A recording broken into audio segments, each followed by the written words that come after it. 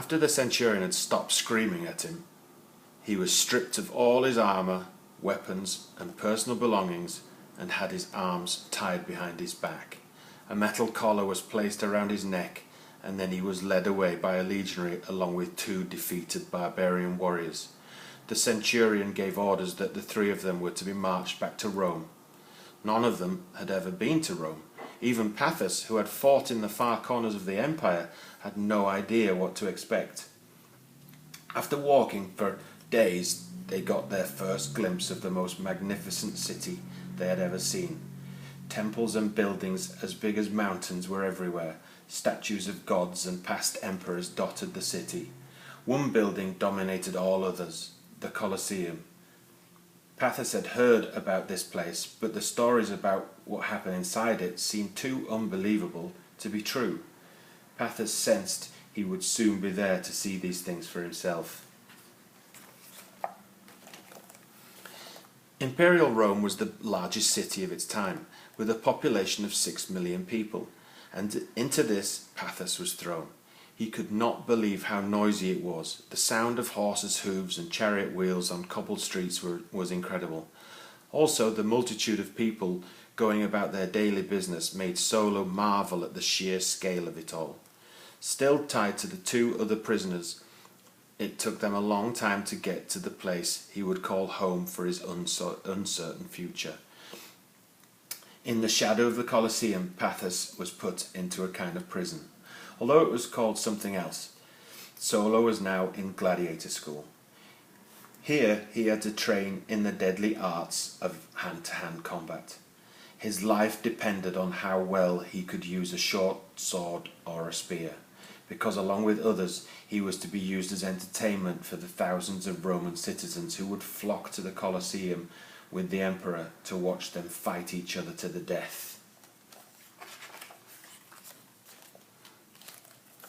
Finally, the time came for Pathus to fight in the arena, and from the moment the trapdoor opened in the floor for him to walk out onto the sand, he knew that he would be all right. His training as a soldier and his love of fighting, 1 against 1, was all he needed. The crowd sensed this and immediately took him to their heart, cheering his nickname through each of his victorious battles. Pathus became the most feared and famous of all the gladiators in Rome. Solo! Solo!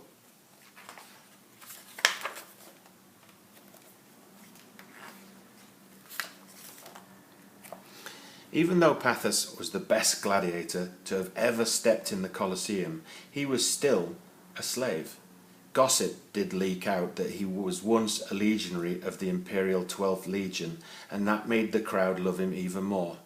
A Roman son being the best was what they always wanted. As well as the crowd, Pathus also caught the eye of the emperor's daughter, Sulina. She would sometimes see him through the bars of the gladiator school. Pathus noticed her too.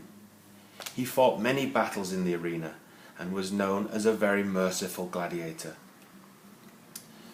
The emperor always had the final word though. Sometimes his thumb pointed down, which meant nothing good for Solo's opponent, but at other times his thumb pointed up, and that meant that he would live a few more days before entering the arena again. One day the emperor came to the Colosseum to see Pathus fight. He liked to arrange certain contests between gladiators and chose a German giant of a man called Gunda. He had heard all about Pathus and wanted to make sure the battle was worth his visit. The 2 gladiators stood in front of him on a sunny day in June and swore to their emperor that they would fight well and, if expected, die with honour for the enjoyment of the crowd. Hail Caesar! We who are about to die salute you. The fight between Gunda and Pathus started well, with both gladiators trying to work out the weak points of their opponent's fighting ability. They were both very strong men who could use their swords and shields expertly, deflecting each other's attacks with a knowledge built on years of fighting for and against the empire they now entertained.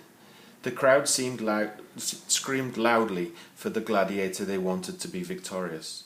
The trouble was, the emperor became quite bored with the fight, and he decided to add a little extra to it. With a hardly noticeable hand signal, he commanded a slave to release a tiger into the arena. The crowd, as well as the tiger, roared with approval. Pathos and Gunda both viewed the arrival of a new opponent with dread.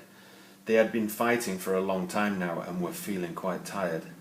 The tiger snarled and circled both of them, waiting for his time to pounce on one or the other. This spectacle made the emperor very excited. As the tiger closed in on the gladiators, he would leap up and out of his throne, then fall back into a heap, laughing hysterically.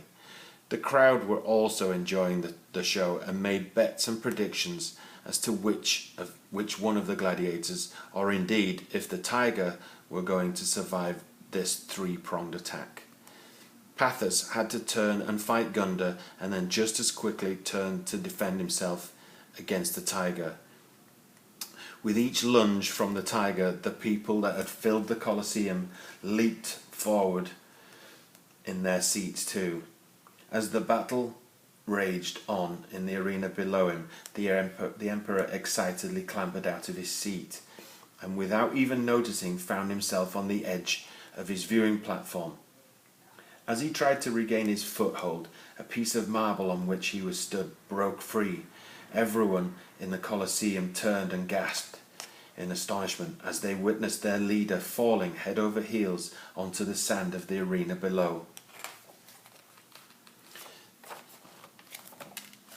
Instantly the whole of Rome fell silent. The people in the streets and temples outside were curiously shocked into a peculiar sense of confused silence. The Colosseum, which usually buzzed with 60,000 screaming voices, was as quiet as the graveyard on the Palatine Hill. Word spread like wildfire that the emperor had indeed fallen into the arena.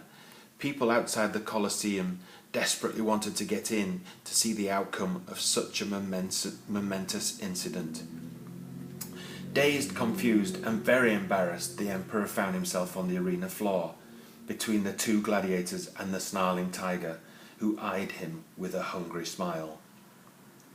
Solo and Gunda, who had been fighting fiercely until the unforeseen interruption, now stopped. Pathos, who had by this time knocked the shield out of Gunda's grasp, knew that he had to do something to save the emperor's life. Thinking quickly, he reached behind his back and grabbed his old leather slingshot.